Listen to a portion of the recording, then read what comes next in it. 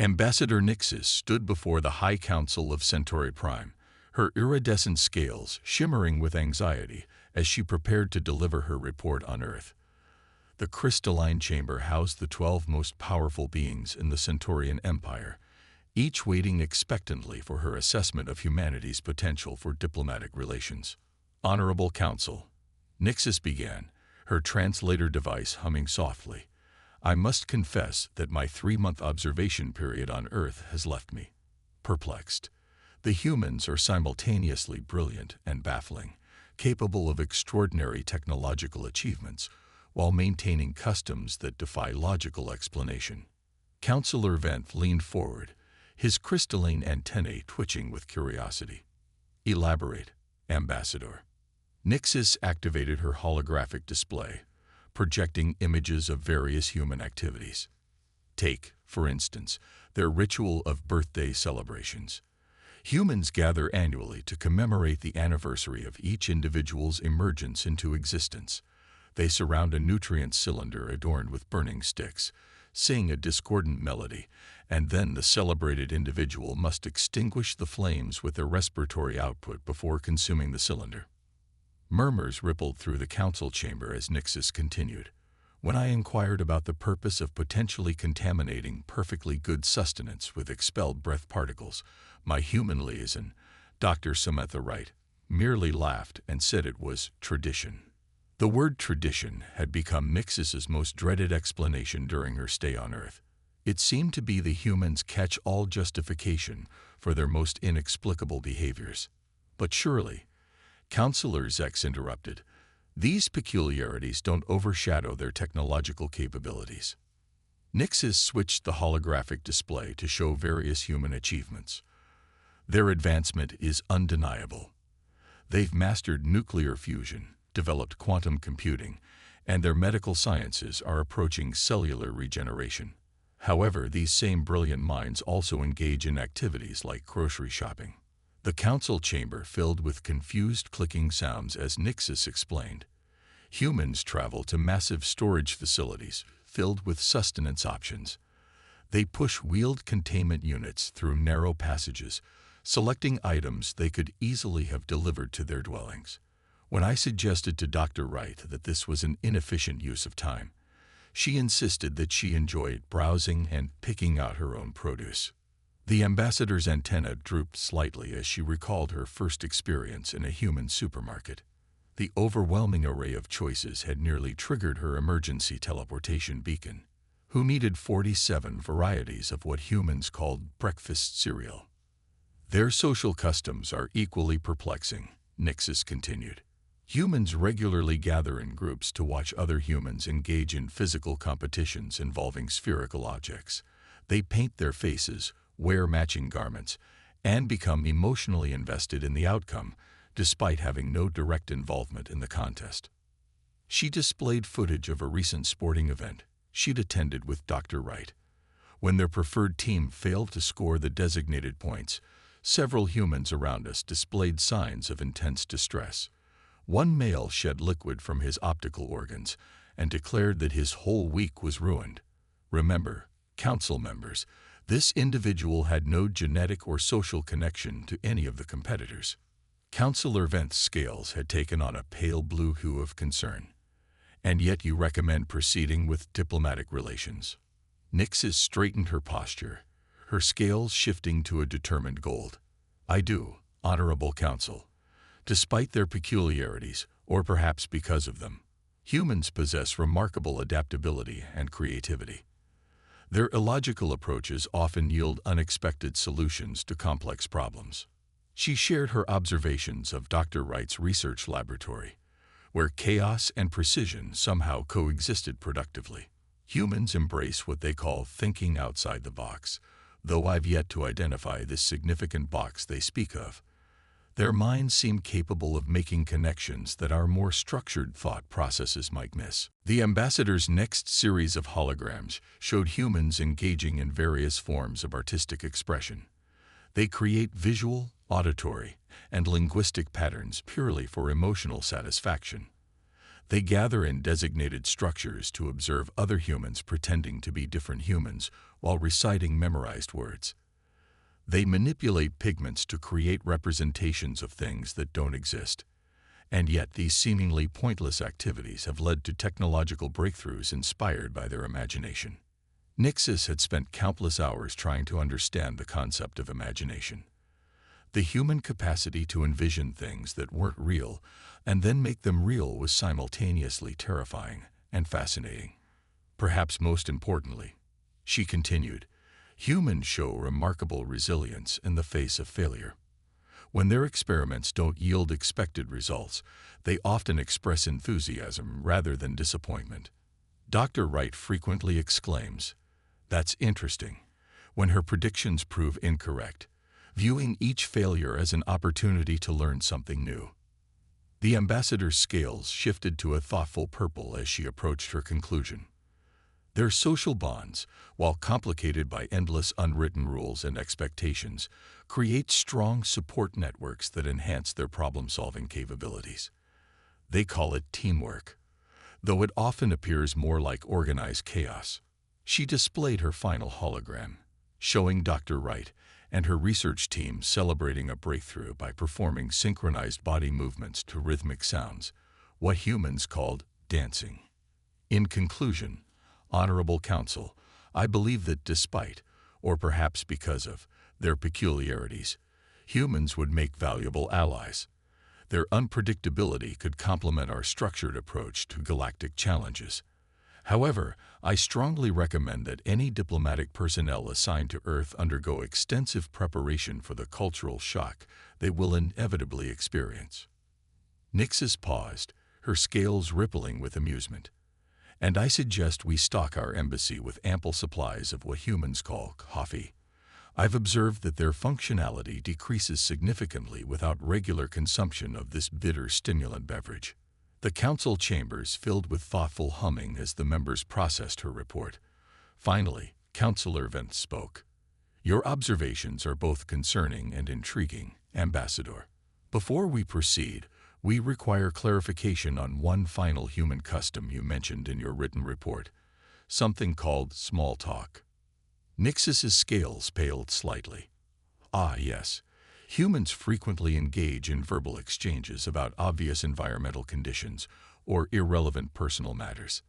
For example, they might state, "It's hot today," to someone who has also experienced the temperature, or ask, "How was your weekend?" without genuine interest in the response. Dr. Wright assures me this builds social bonds, though I've yet to understand how. The council members exchanged concerned glances. Councillor Zex's antennae twisted in confusion, and they expect responses to these obvious observations. Indeed, Nixis confirmed. The correct response to "How are you?" is apparently "Fine, how are you?" regardless of one's actual status. Failing to participate in this exchange can cause social discord, even though both parties know the interaction is largely meaningless. The chamber filled with bewildered clicking sounds. Councillor Vence's scales had taken on the deep blue of serious contemplation. Perhaps we should begin with written communication only. That presents its own challenges, Nixis cautioned. Humans often conclude their written messages with combinations of punctuation marks that form crude representations of facial expressions. They call them emoticons or emojis. Choosing the wrong one can apparently cause grave offense. The council chamber fell silent as the implications of this information sank in. Finally, Councillor Vence spoke again. Ambassador Nixis, we appreciate your thorough report. Please proceed with preliminary diplomatic arrangements, but do keep us informed of any additional cultural discoveries. Nixis bowed respectfully, her scales showing a mix of anticipation and apprehension. As she prepared to depart, she added one final observation. Oh, and Honorable Council, humans have a custom called pranks where they deliberately deceive each other for entertainment. Dr. Wright assures me this strengthens social bonds, but I recommend we establish clear guidelines about this practice in our diplomatic protocols. As she left the chamber, Nixis couldn't help but smile in the human way she'd unconsciously adopted. Despite their peculiarities, or perhaps because of them, she had grown quite fond of humans during her stay on Earth. She just hoped the rest of her species was ready for the cultural adventure that awaited them. 6 months after the Council's approval of diplomatic relations, senior cultural researcher Thalax found himself embedded in what humans called an office environment. His mission: to understand how humans organize their productive activities. So far, the experience had left him questioning everything he thought he knew about efficient workplace operations. Thalax sat at his designated desk in the Research and Development Department of Global Innovations Corporation, his crystalline data pad carefully documenting every bizarre observation. His human supervisor, Director Jennifer Harrison, had been surprisingly accommodating of his presence, though she seemed amused by his constant questions. Director Harrison, Thalax began, his translator device working overtime to process the casual language humans preferred in workplace settings. I require clarification about the ritual I just witnessed in the break room. Jennifer looked up from her computer terminal, her lips curved in what Thalax had learned to recognize as a smile. Which ritual would that be? The microwave popcorn war, or the passive-aggressive note about dirty coffee mugs? Thalax's scales shifted to a confused yellow. Both require investigation, but I'm referring to the gathering where your employees consumed circular sweet nutrients and vocalized the happy birthday song for the 3rd time this week. Ah, yes, Jennifer nodded. We had a lot of September birthdays in the department. It's good for morale. Morale, Thalax repeated, adding another tally mark to his running list of human justifications that defied logical analysis. And these celebrations don't disrupt productivity. Jennifer leaned back in her chair, her expression thoughtful. Actually, they enhance it. These little breaks give people a chance to socialize, build stronger team bonds, and reset their minds before tackling complex problems. Thalax's data pad whirred as it processed this information. On Centauri Prime, work periods were strictly regulated with designated restoration intervals. The human practice of spontaneous social gatherings seemed chaotic, yet he couldn't deny the department's impressive productivity metrics. And what about the phenomenon known as water cooler talk? He inquired. I've observed numerous employees gathering around the hydration station to exchange information about their personal lives and something called reality television. Jennifer chuckled. That's another form of team building. People need to connect on a personal level to work well together, but they discuss matters entirely unrelated to their tasks. Thalax protested. Yesterday, I overheard a 15-minute debate about whether someone called Bachelor Brad made the correct mate selection. Welcome to human nature, Jennifer replied. We're social creatures. These conversations might seem pointless, but they help people feel connected to their colleagues. Thalax's scales rippled with frustration as he added another entry to his growing list of human workplace customs that prioritized social cohesion over apparent efficiency. He'd already filled several data pads with observations about casual Fridays, wherein humans wore less formal attire for no discernible purpose, office potlucks, communal food-sharing events that seemed to generate both cooperation and competition, and the complex politics of lunch break alliances.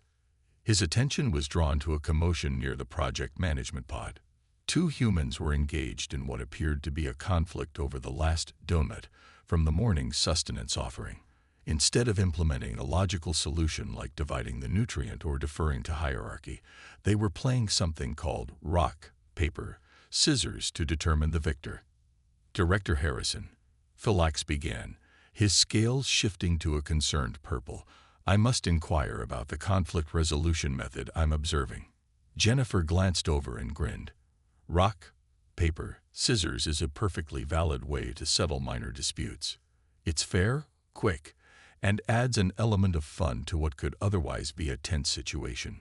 But it's based entirely on chance. Thalax protested. How does this random outcome generator contribute to workplace harmony? Sometimes the fairest solution is a random one, Jennifer explained. Plus, it prevents people from taking things too seriously. In an environment where we're dealing with complex technical challenges all day, a little playfulness helps maintain perspective. Thalax made another note, adding intentional incorporation of chance elements in conflict resolution to his list of puzzling human organizational strategies. He was beginning to suspect that the success of human enterprises wasn't despite their seemingly illogical practices, but somehow because of them. His observations were interrupted by an announcement over the office communication system. Attention all staff. The annual office Halloween decoration competition begins next week. Remember, the winning team gets an extra paid vacation day and eternal bragging rights. Thalax's translator device struggled with the concept of eternal bragging rights, but before he could request clarification, the office erupted into activity. Humans began forming alliances, sketching plans, and engaging in what they called trash talk with rival teams. Director Harrison, Thalax said, his scales now a mix of confusion and curiosity.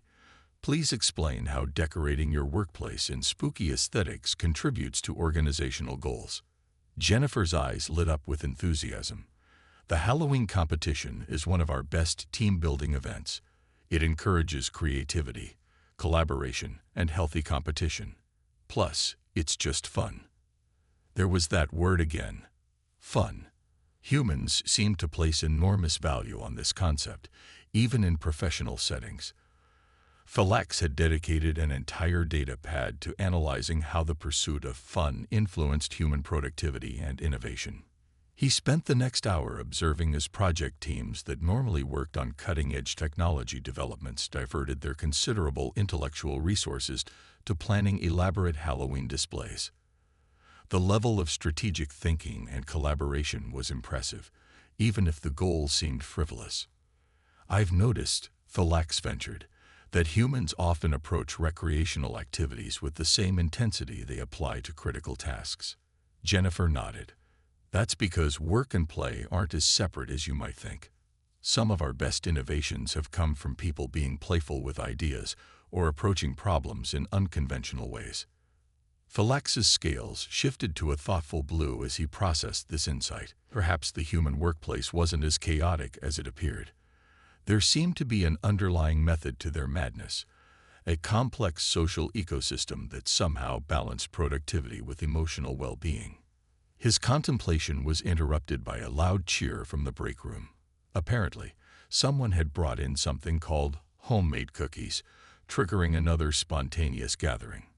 Thalax watched as humans abandoned their tasks to participate in this impromptu celebration of baked goods. Director Harrison, he said, his scales now showing a mix of resignation and amusement. I believe I'm beginning to understand why our initial attempts to implement Centaurian efficiency protocols in human workplaces were unsuccessful. Jennifer raised an eyebrow. Oh, we assumed that removing social elements would increase productivity. But for humans, these seemingly inefficient social interactions appear to be essential to their operational success.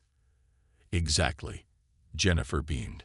Humans need connection, creativity, and yes, even a little chaos to do their best work. We're not robots. We're messy, emotional beings who happen to be really good at solving problems when we're allowed to be ourselves. Thalax made one final note on his data pad. Human workplace efficiency cannot be measured solely through traditional metrics. Social cohesion, emotional satisfaction, and opportunities for creative expression appear to be critical variables in their productivity equation. As if to underscore his conclusion, an impromptu paper airplane competition broke out in the marketing department, leading to an unexpected breakthrough in the aerodynamics team's current project. Thalax watched in fascination as what began as a distraction transformed into innovation. His scales shifted to a gentle gold of acceptance as he added a personal observation to his official report.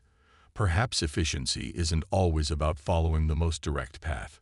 Sometimes, the scenic route, complete with birthday celebrations, water cooler conversations, and the occasional paper airplane, leads to better destinations. Cultural Exchange Officer Merrick's sat in her temporary Earth dwelling, staring at her holoscreen with growing bewilderment.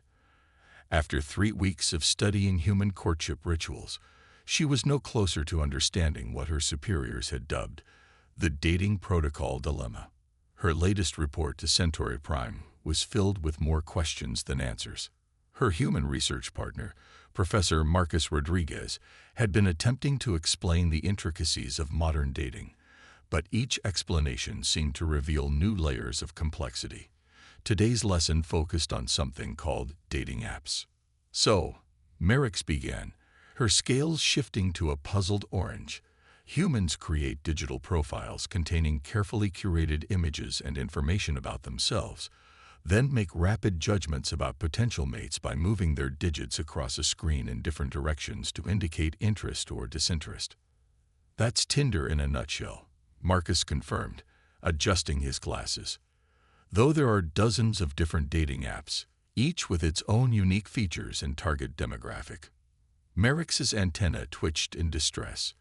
And this is considered an efficient method of mate selection. On Centauri Prime, compatibility is determined through comprehensive genetic and psychological analysis. Marcus laughed. Humans tend to prefer a more organic approach. Chemistry isn't something you can always quantify. Chemistry. Merrick's scales flickered in confusion. I was unaware that humans required molecular compatibility for mating. No, Marcus explained patiently. In this context, chemistry refers to a natural connection between people, that spark of attraction and compatibility that you can't really explain scientifically. Merrick's made several agitated notes on her datapad. The concept of non-quantifiable attraction factors was proving particularly challenging to explain to her superiors back home. How could she document something humans themselves couldn't properly define? Let's discuss the ritual known as the first date, she suggested, pulling up her observations from the previous week. I've noticed considerable anxiety surrounding this initial meeting, despite both parties having already expressed mutual interest. Why not simply proceed directly to compatibility assessment? Marcus smiled. First dates are all about getting to know each other in person, seeing if that chemistry exists. It's an opportunity to talk, share experiences, and gauge whether you'd like to spend more time together. But humans often engage in deceptive behaviors during these encounters, Merrick's pointed out. They present idealized versions of themselves, alter their appearance, and sometimes provide misleading information about their interests and accomplishments. Ah, you're talking about putting your best foot forward. Marcus nodded. It's not exactly deception, more like marketing yourself effectively. Merrick's scales turned a skeptical shade of green. Yesterday, I observed a human female watching instructional videos about first date makeup for 2 hours, only to create what she called a natural look that made her appear as if she wasn't wearing any artificial pigments at all. How is this not deception? Marcus struggled to find a satisfactory explanation. It's complicated. Humans want to look their best while also appearing effortless. It's part of the dating dance. Dancing, Merrick's exclaimed.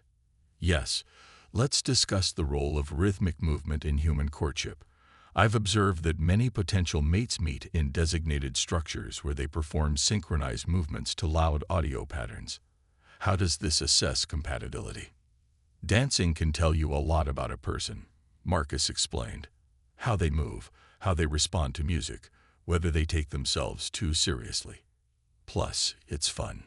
Merrick's added another tally to her running count of human activities justified by fun. Her research was beginning to suggest that this concept was central to human mate selection, though its parameters remained frustratingly undefined. And what about the phenomenon known as playing hard to get?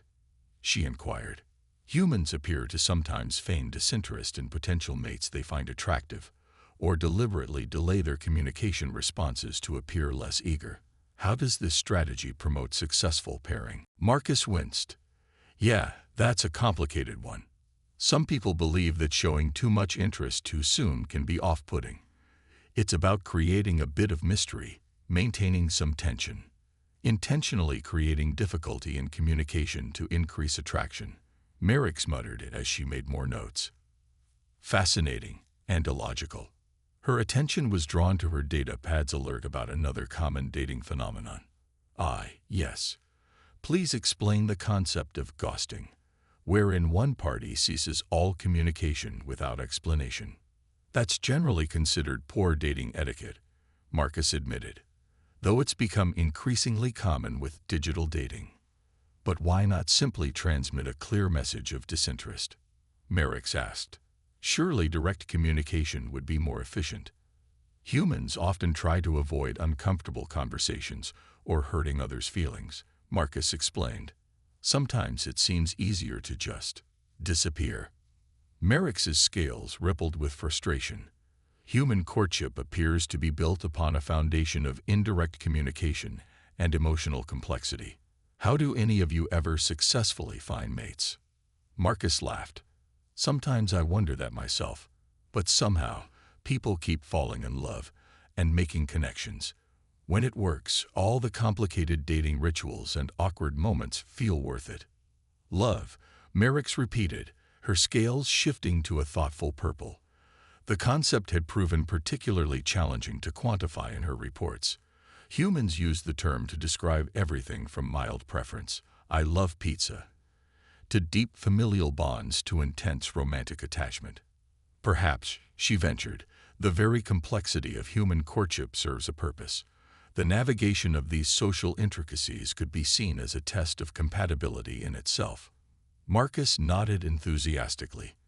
That's an interesting perspective. The way someone handles the awkwardness of dating can tell you a lot about how they might handle other life challenges. Merrick's added this insight to her report, then turned to her next area of inquiry. Now, about the ritual known as meeting the parents. Culinary research specialist Zendrix stood in what humans called a food court, his sensory appendages overwhelmed by the cacophony of aromas, visual stimuli, and sound waves emanating from the various food preparation stations. His mission to understand human dietary customs had led him to this concentrated center of culinary activity, where humans gathered to consume an astounding variety of sustenance options.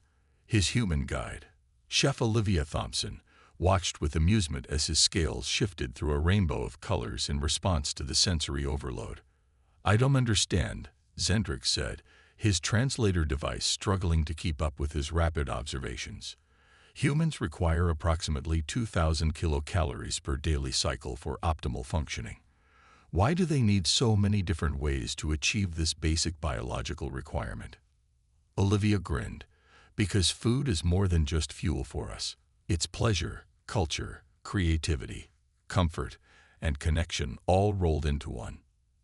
Zendrix's datapad whirred as it attempted to process this concept. On Centauri Prime, nutrition was a straightforward matter of consuming precisely calibrated nutrient solutions. The human obsession with flavor and texture had initially seemed like a frivolous waste of resources. Observe, he said, gesturing to a nearby table. Those humans are using their communication devices to create visual records of their food before consuming it. What purpose does this serve? Food photography for social media, Olivia nodded. People like to share their culinary experiences with others. It's part of how we celebrate food and connect with each other. But the images cannot convey taste or nutritional value, Zendrix protested. How does this digital documentation enhance the consumption experience? Before Olivia could respond, they were interrupted by an excited group of humans discovering something called a new fusion food truck in the courtyard. Zendrix watched in fascination as they rushed to form a queue, despite having numerous other immediately available dining options. The anticipation and discovery of new foods is part of the experience, Olivia explained as they observed the scene. Humans love trying new things, especially when it comes to cuisine. Zendrix made another note about the human tendency to seek novelty even in basic survival activities. His previous research had revealed that humans would often travel considerable distances just to sample specific food items, a behavior they called food tourism. Let's discuss the phenomenon of comfort food, he suggested, consulting his datapad. I've observed humans consuming particular dishes for emotional rather than nutritional reasons. How does this practice align with optimal dietary efficiency? Olivia's expression softened. Sometimes we eat to feed our souls as much as our bodies. Comfort foods often connect us to memories, people, or places that make us feel good. Souls, Zendrix repeated, adding another tally to his list of human concepts that defied scientific measurement. And these emotional connections influence taste perception. Absolutely. Olivia exclaimed. The same dish can taste completely different depending on your emotional state, the setting, or the company you're keeping. 1 year after the initial diplomatic contact, the Grand Cultural Exchange Summit was being held in a hybrid Earth-Centaurian facility specially designed to accommodate both species. Ambassador Nixis stood at the podium, her scales glowing with pride as she addressed the mixed audience of humans and Centaurians. When we first encountered human culture, she began, her translator device now perfectly calibrated to convey both words and emotional nuances, we were overwhelmed by what we perceived as chaos.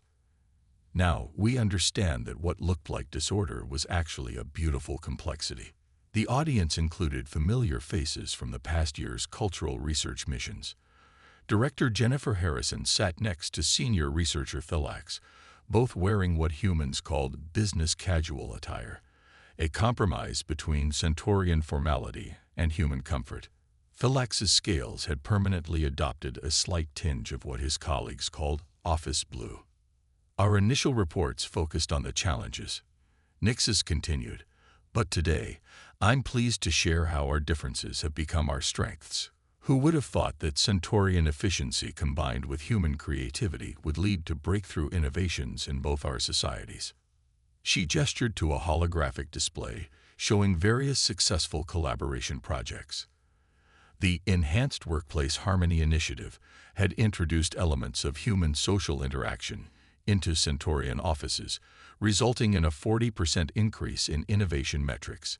Meanwhile, human organizations had benefited from certain Centaurian organizational principles, creating what they called the perfect balance between fun and functionality.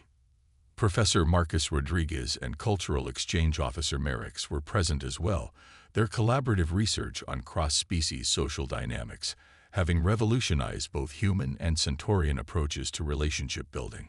Merix had recently published a groundbreaking paper titled The Logic of Illogical Connections, Understanding Human Social Bonds.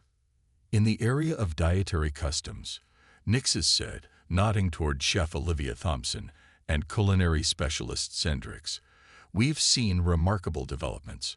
Centaurian nutrient solutions have been enhanced with human flavor principles, while Earth restaurants now offer precisely calibrated emotional nutritional balance in their menus.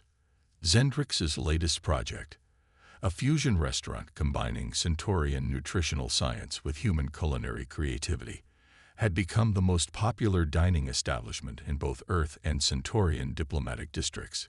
His scales had developed a permanent chef's kiss pattern that appeared whenever someone enjoyed his creations. But perhaps our greatest achievement, Nixis continued, her scales shifting to a warm gold, has been learning to embrace the beauty of our differences. We've discovered that efficiency isn't always about the shortest path, that emotions aren't a weakness, but a different kind of strength, and that sometimes the most logical choice is to be a little illogical. She activated another holographic display, showing scenes from the past year. Centaurian scientists celebrating breakthrough moments with impromptu dance parties, humans adopting certain Centaurian meditation techniques for enhanced problem-solving, and mixed teams working together in ways that would have seemed impossible a year ago. We've even developed new customs that blend both our cultures, Nixis said with pride. The monthly logic-free lunch in our diplomatic offices, where Centaurians practice human small talk while humans attempt our traditional mathematical dining meditations, has become a favorite among staff members. The audience chuckled as the display showed footage of Centaurians attempting to understand human sports fandoms, while humans tried to calculate the geometric perfection of Centaurian art. Both species had found joy in their mutual confusion and gradual understanding. Today, Nixis concluded, we're announcing the expansion of our cultural exchange program. More humans will be welcome to study on Centauri Prime, while additional Centaurian researchers will embed in various human institutions. But this time, we're not just studying each other. We're celebrating our unique approaches to life, love, work, and growth. As she finished her speech, the audience erupted in a mixture of human applause and Centaurian color shifting, a new hybrid celebration custom that had emerged naturally from their interactions. In the front row, Dr. Samantha Wright wiped away what Nix's now understood to be happy tears, while Counselor Vent's scales displayed the newly documented pattern for proud amusement. The reception that followed perfectly encapsulated their successful integration. Centaurian precision-crafted appetizers were served alongside spontaneous human party games. A group of young diplomats had even created a new dance that incorporated both human rhythmic movement and Centaurian color-shifting patterns. In a quiet corner, Ambassador Nixis found herself engaged in small talk with Dr. Wright, and for the first time, she didn't need her translator to explain why this seemingly pointless exchange felt meaningful. Her scales shifted to a pattern that had no direct translation in either language, but somehow perfectly expressed the joy of finding connection across the vastness of space and the even greater vastness of cultural differences. "You know," Dr. Wright said, sipping what had become a popular human-Centaurian fusion drink, "a year ago, you asked me why humans make things so complicated. I think I'd finally have an answer." Nix's antennae perked up with interest. "Oh, we make things complicated because life is complicated," Wright explained. "All your beautiful Centaurian logic and efficiency. It works perfectly for so many things.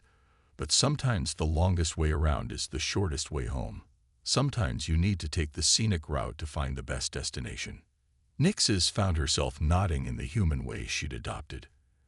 "And sometimes," she added, "you need to get a little lost to find something new." As if to punctuate their conversation, a spontaneous conga line led by Thelax and Jennifer wound its way through the reception hall, a perfect metaphor for their ongoing cultural journey. Not the most efficient path forward, but definitely the most enjoyable one. The great cultural exchange had turned out to be more than just a diplomatic success. It had become a celebration of the infinite ways that intelligent beings could live, love, work, and grow. As Nixis watched humans and Centaurians attempting to teach each other their respective party dances, she realized that perhaps the most logical conclusion was that logic alone was never enough. Her final report to the High Council would be simple. "In seeking to understand human chaos, we have discovered a different kind of order. In attempting to explain our differences, we have found our common ground. And in learning to embrace confusion, we have found clarity." Recommendation: full cultural integration should proceed, with all its beautiful complications.